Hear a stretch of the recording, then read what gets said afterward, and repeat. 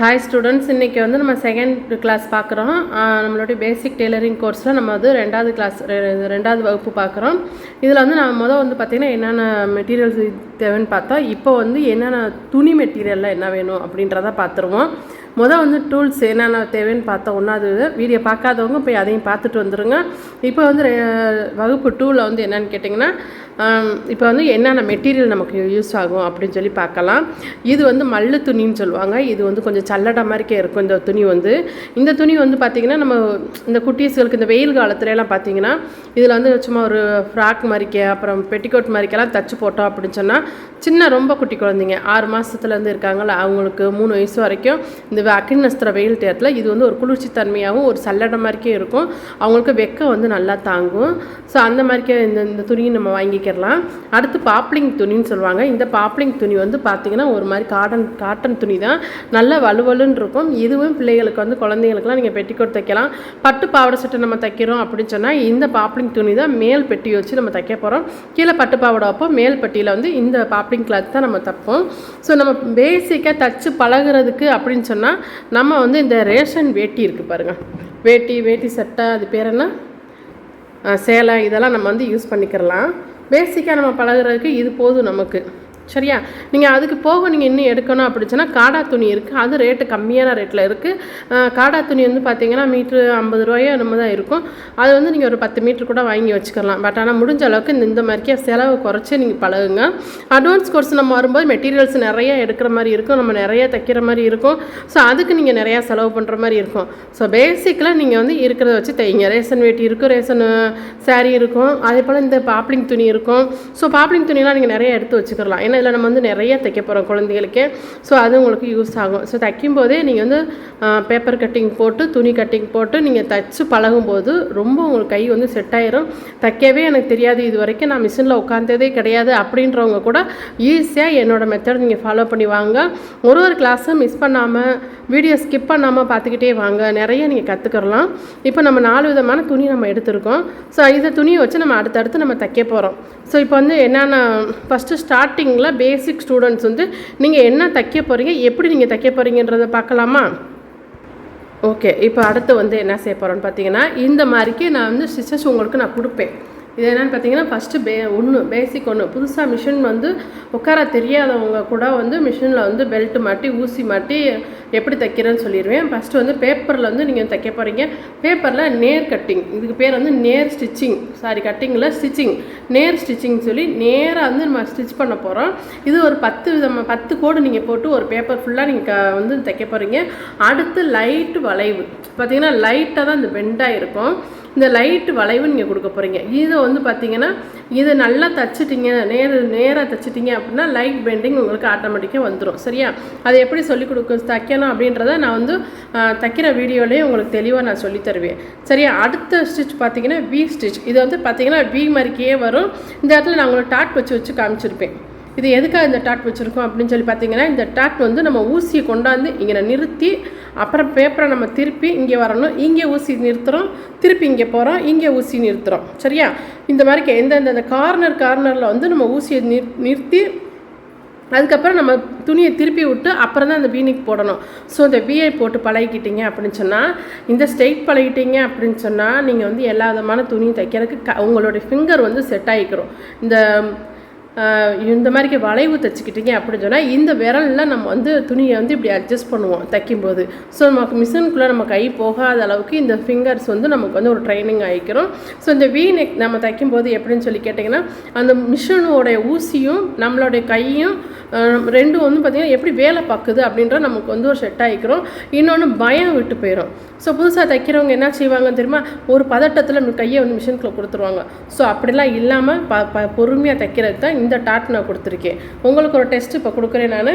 இப்போ வந்து இதுவும் அதே மாதிரிக்கே திருப்பணும். இது பா மாதிரிக்கே இருக்கும். சரியா? உங்களுக்கு தெரியுதா? இப்போ வந்து இந்த பா மாதிரி இருக்குல்ல, இதில் வந்து பார்த்திங்கன்னா எந்த இடத்துல நம்ம டாட் கொடுக்கணும். இப்போ இதில் வந்து உங்களுக்கு தெரியுது, இந்த கார்னரில் நம்ம டாட் கொடுத்துருக்கோம். சரி, இந்த இடத்துல ஊசியை நிறுத்துகிறோம், துணியை திருப்புறோம், திருப்பி வர்றோம், இங்கே ஊசியை நிப்பாட்டுறோம், அது மாதிரிக்கே. இப்போ இந்த பா தைக்கும்போது இங்கே ஸ்டார்ட் பண்ணி இங்கே வர்றோம், சரியா? அப்போ ஊசி எங்கனக்குள்ளே நிறுத்தணும்? இதே மாதிரிக்கே நீங்கள் ஒரு பேப்பரில் வரைஞ்சி எந்த இடத்துல ஊசியை வந்து நிறுத்தணும் அப்படின்றதுக்கு இந்த மாதிரி ஒரு டாட் வச்சு நீங்கள் எனக்கு காமிச்சு நான் கொடுக்குற வாட்ஸ்அப் நம்பரில் நீங்கள் எனக்கு சென்ட் பண்ணணும், ஓகேவா? இதான் உங்களுக்கு வீடியோ தொடர்ந்து நீங்கள் பார்க்குறீங்க அப்படின்றத எனக்கு தெரிஞ்சுக்கிறதுக்காண்டி இது. அடுத்தது பார்த்திங்கன்னா இது வந்து ஒரு யூ மாதிரிக்கே வரும். இது வந்து பார்த்திங்கன்னா நல்ல வளைவு. இது எதுக்காக இந்த டிசைன் நீங்கள் தைச்சி பழகுறீங்க அப்படின்னா you neck, round neck, piping இதெல்லாம் தைக்கிறதுக்கு இந்த இது வந்து நம்மளுடைய கை செட் ஆகிக்கிறோம். ஸோ இதுலையும் நீங்கள் ஒரு பேப்பர் எடுத்து அதில் ஒரு 10 விதமான இதே மாதிரிக்கே 10 கோடு போடுங்க. நான் மாடலுக்காண்டி தான் போட்டு வச்சுருப்பேன். என்னோடய ஸ்டூடெண்ட்ஸுகளுக்கு நான் கொடுக்கும்போது இது மறந்துடாமல் இருக்க நோட்டில் இந்த மாதிரிக்கே 3 கோடு போடுங்க போதும் அப்படின்னு சொல்லிடுவேன். பட் ஆனால் நீங்கள் மிஷினில் தைக்கும்போது கண்டிப்பாக நீங்கள் வந்து பார்த்திங்கன்னா ஒரு ஸ்டிச்சும் வந்து பார்த்திங்கன்னா 10 லைன் நீங்கள் தைக்கிற மாதிரிக்கே இருக்கும். நீங்கள் தைச்சிட்டிங்க அப்படின்னா எந்த துணி கொடுத்தாலும் எப்படி நீங்கள் தைச்சாலுமே உங்களுக்கு தைக்க வந்துடும், ஓகேவா?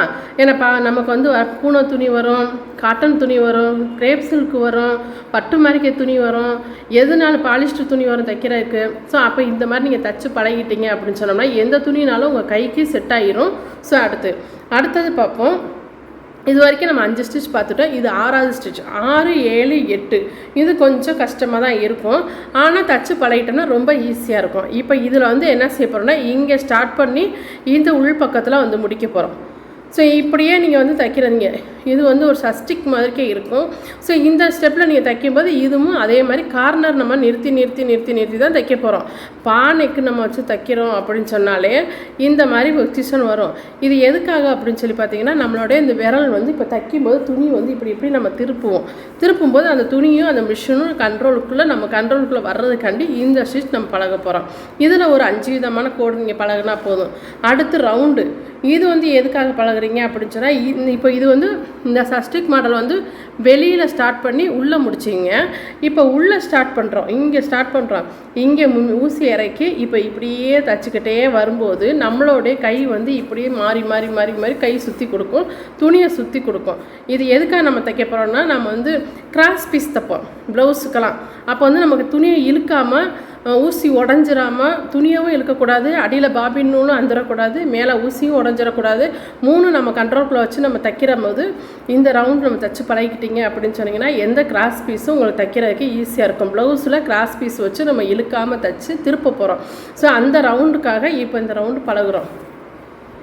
அடுத்து பின்னல் ஸ்டிச். இதுக்கு பேர் இந்த பின்னல் ஸ்டிச் எதுக்கு போடுறோம் அப்படின்னு சொல்லி பார்த்தீங்கன்னா சுடிதார் பேண்ட்டில் கீழ்பட்டியில் தைப்பாங்க. ரெடிமேட் சுடிதார்லாம் பார்த்தீங்கன்னா இப்படி ஒரு கோடு வரும், இந்த மாதிரிக்கு இப்படி வந்திருக்கும். இந்த டிசைன் வந்து இப்படி வந்திருக்கும். இந்த டிசைன் இப்படி கொடுத்து அதுக்கப்புறம் இப்படி ஒரு 2 கோடு கொடுத்துருப்பாங்க. ஸோ இந்த மாதிரிக்கு ஒரு நீட்னஸ்க்காண்டி கொடுத்துருக்கோம். இது போக நீங்கள் வந்து இந்த ஸ்டிச் நீங்கள் போடும்போது எதுக்குனாலும் நம்ம யூஸ் பண்ணிக்கலாம். நம்ம சாரி ஓரம் அடிச்சுட்டு கூட அந்த ப்ளவுஸ் கலருக்கு நேராக மேட்சிங்காக நூல் போட்டு கூட இந்த மாதிரி நம்ம தைக்கலாம். ஸோ இது மிஷினில் நீங்கள் தச்சு பழகும்போது பார்த்தீங்கன்னா ஏற்றி இறக்கி நம்ம தைக்க போகிறோம். ஆனால் வந்து தச்சு முடிக்கும்போது ஒரே நேர்கோட்டில் வந்திருக்கும். ஸோ இந்த பின்னல் ஸ்டிச்சும் அது மாதிரிக்கே தான். ஸோ நம்ம ஸ்டெப் பை ஸ்டெப்பாக ஒரு ஸ்டிச்சாக நம்ம பார்க்க போகிறோம். இப்போ அடுத்து கிளாஸ் 3ல் வந்து இதை எப்படி தைக்கலாம் அப்படின்னு சொல்லி பார்க்குறோம். வந்து நீங்கள் பேப்பரில் தான் தைக்கணும். பேப்பரில் தைச்சிட்டு தான் மிஷினில் தைக்கணும். இல்லை நான் வந்து என்னோடய கிளாஸில் என்னோடய ஸ்டூடெண்ட்ஸை நான் டேரெக்டாக மிஷினில் உட்கார வச்சுருவேன், நான் தைக்க வச்சுருவேன் அப்படின்லாம் நான் வந்து சும்மா சவால்லாம் விடமாட்டேன். ஏன்னா இந்த ஃபீல்டில் நான் 25 வருஷமாக நான் இருக்கிறேன், டீச்சராகவும் இருக்கிறேன். என்னோடய கஸ்டமருக்கு துணி தச்சும் கொடுக்குறேன், கார்மெண்ட்ஸும் நான் வச்சு நடத்திக்கிட்டு இருந்தேன். இப்போ தான் வந்து கொஞ்சம் ரெஸ்ட்டுக்காண்டி இருக்கேன். இப்போ உங்களுக்கு கிளாஸ் ஸ்டார்ட் பண்ணியிருக்கேன். இது நான் பேசிக்கு டு அட்வான்ஸ் கிளாஸ் எல்லாமே இதில் வந்துடும்.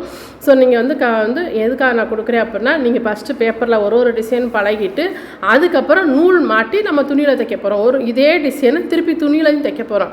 இப்போ நம்மளுடைய ஆல்பம் நோட்டில் நம்ம அடுத்து வந்து இந்த டிசைனை ஏற்ற போகிறோம். இந்த மாதிரிக்கே நான் உங்களுக்கு ப்ராக்டிக்கல் நோட்டு ஒன்று வாங்கிக்கோங்க அப்படின்னு சொல்லியிருந்தேன். யார் வாங்கியிருக்கீங்கன்னு தெரியல. ஸோ வாங்கினீங்க அப்படின்னு சொன்னால் எல்லோரும் கமெண்ட் பாக்ஸில் சொல்லுங்கள். ப்ராக்டிக்கல் நோட்டு வாங்கிட்டீங்க அப்படின்னு சொன்னால் ஒரு 3 பக்கத்தை விட்டுருங்க. 3 பக்கத்தை விட்டுருங்க. இந்த பக்கத்தில் நமக்கு வந்து அது என்ன செய்யலான்னு கடைசி வீடியோவில் நான் உங்களுக்கு சொல்கிறேன். சரியா? ஒரு 3 பேப்பர் விட்டுட்டு 4வது பேப்பரில் இருந்து ஸ்டார்ட் பண்ணுங்கள். நீங்கள் என்ன வந்து தைக்க போகிறீங்க அப்படின்ற டிசைனை இப்போ நான் வரைஞ்சி காட்டியிருந்தேன் பார்த்தீங்களா? நீங்கள் இதில் வரையும் போது ஒரு 3 5 வரைஞ்சா போதும், பாக்ஸ் போட்டு அதே மாதிரிக்கே. சரியா? 2 பக்கமும் பேப்பரில் வரைஞ்சிக்கோங்க. அடுத்து நீங்கள் ஒரு பேப்பரில் தைக்க போகிறீங்க, துணியில் தைக்க போகிறீங்க.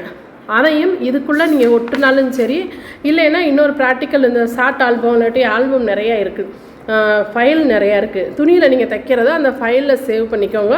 கடைசியாக நீங்கள் எனக்கு அனுப்பிவிடும்போது இந்த நோட்டையும் சேர்த்து அனுப்பிவிடுங்க. எப்படின்றத நான் கிளாஸ் முடியும் போது உங்களுக்கு நான் சொல்லுவேன் அடுத்த டீட்டெயில்ஸாக. ஸோ நீங்கள் அந்த மாதிரி ஒரு ப்ராக்டிக்கல் நோட் வாங்கி என்னோடய வீடியோ கூட நீங்கள் ஃபாலோ பண்ணி வந்தால் மட்டுமே உங்களை நான் கைட் பண்ணி கொண்டு போக என்னால் முடியும். ஸோ யாராக இந்த வீடியோ பிடிச்சிருக்கு அப்படின்னா நீங்கள் எல்லாருமே சப்ஸ்கிரைப் பண்ணிக்கோங்க, லைக் பண்ணிக்கோங்க, உங்கள் ஃப்ரெண்ட்ஸுக்கெலாம் ஷேர் பண்ணிக்கோங்க. தொடர்ந்து நம்மளுடைய வீடியோ பாருங்கள். நீங்கள் உங்களுக்கு ஏதாச்சும் புது மாடல் தைக்கணும் அப்படின்னாலும் ஃபோட்டோ எடுத்து சென்ட் பண்ணுங்கள். கண்டிப்பாக நான் உங்களுக்கு என்னுடைய இன்ஸ்டா வந்து பார்த்திங்கன்னா காளீஸ்வரி நாச்சியார் இல்லம்னு இருக்கும். சரியா? உங்களுக்கு நான் வந்து கிளாஸ் 3ல் உங்களை அடுத்து நான் பார்க்குறேன். ஓகே, பாய்.